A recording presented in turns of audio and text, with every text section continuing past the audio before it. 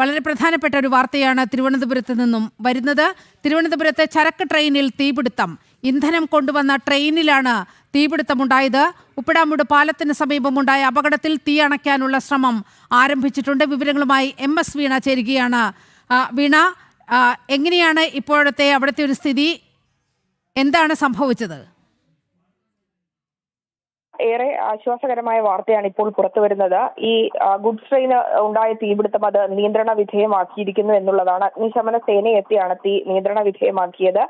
തിരുവനന്തപുരം ഉപ്പിടാമൂട് പാലത്തിന് സമീപം ഇന്ന് രാവിലെയാണ് ഇന്ധനവുമായി വന്ന ഗുഡ്സ് ട്രെയിനിന്റെ ടാങ്കറിൽ തീപിടുത്തമുണ്ടായത്. നമുക്ക് മനസ്സിലാക്കാൻ സാധിക്കുന്നത് ഇതുമായി ബന്ധപ്പെട്ട് പാലത്തിന്റെ സമീപം നിർത്തിയിട്ടിരുന്ന ഗുഡ്സ് ട്രെയിനിന്റെ ഒരു ബോഗിയിൽ നിന്ന് തീ ഉയരുന്നതാണ് നാട്ടുകാർ ആദ്യം കണ്ടത്.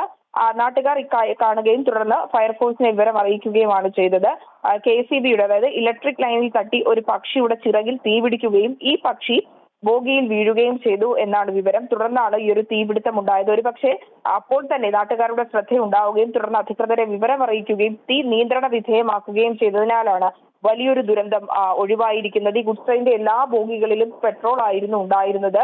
ഇതുമായി ബന്ധപ്പെട്ടുള്ള നിർദ്ദേശങ്ങൾ കൂടി ആ ട്രെയിനിന്റെ അതായത് ആ ബോഗിയിൽ തന്നെ രേഖപ്പെടുത്തിയിട്ടുണ്ട്. അതായത് വായു കടന്നു പോകാത്ത തരത്തിൽ സുരക്ഷിതമായി വേണം ഈ പെട്രോൾ കൊണ്ടുപോകേണ്ടതെന്നുള്ളൊരു നിർദ്ദേശം കൂടി ആ ട്രെയിനിന്റെ ബോഗികളിലൊക്കെ രേഖപ്പെടുത്തിയിട്ടുണ്ട്.